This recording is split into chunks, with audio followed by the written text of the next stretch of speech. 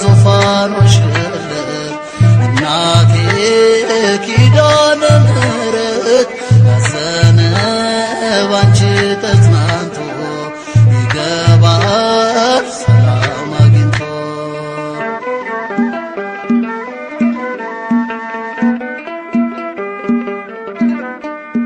አዳም ለብዙ ዘመናት ይሰቃይ ነበር በጭንቀት ባንቺ በልጅሽ አርፏል ዛሬ አፉ ተመላ ለዝማሬ ላንቺ ተናግሮ ማናፈረ ኪዳነ ምሕረት